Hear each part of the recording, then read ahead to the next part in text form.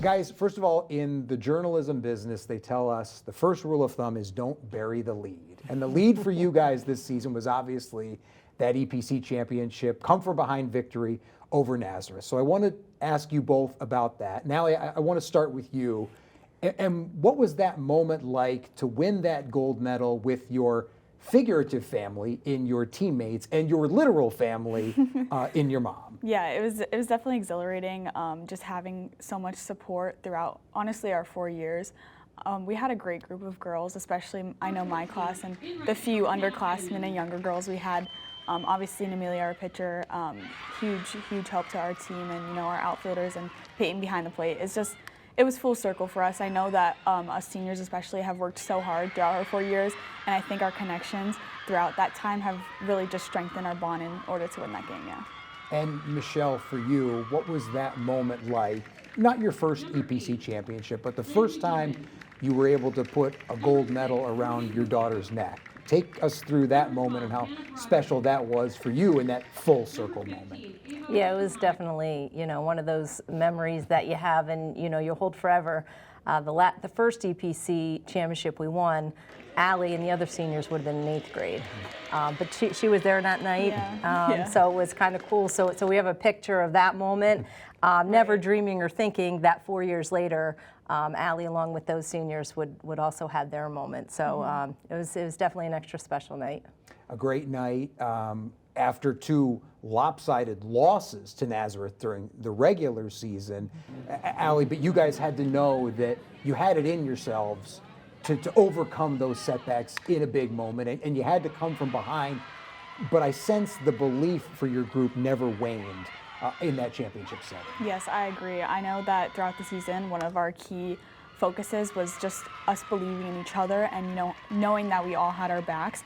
And we had a few rough starts with Nazareth, but I know especially we always talked about how last year we did really well against Nazareth. So we wanted to kind of hone in on the things that we did good last year. And every day since we lost to Nazareth in the regular season, we've been focusing on what we needed to work on and what we needed to fix. And we came in with a game plan, and I can happily say that we executed that. So certainly did. A 2-1 win for your first EPC gold since 2021. I want to go off the field for a moment and talk about the mother-daughter dynamic and how that works, I guess, both on and off the field. So Michele, let's say you guys either win or lose. You come home, and what's it like for you two guys when you're home after a game? Probably silence is the best key, and I'll tell you, it was rough navigating the parking lot, driving in the same car just to get in here. It was rough, but yeah, it's we're a lot of the same person, the same personality, and we go head to head, and she's tough, and sometimes I'll walk away and I'm like, man, is she tough? And all I hear is she's just like you, so it's kind of like fighting fire with fire. So Allie, you would agree that you both are kind of cut from a similar cloth, where if things don't go your guys' way, it's let's retreat to our separate quarters and we'll reconvene when the dust is settled. Yes. I definitely think we both need a moment to kind of like recollect ourselves and just think back on the game and reflect on what happened, But I definitely think after we take a moment, we can come back together, and I think there's a lot of benefits from that. Kind of me working off of, what went wrong, what we need to fix.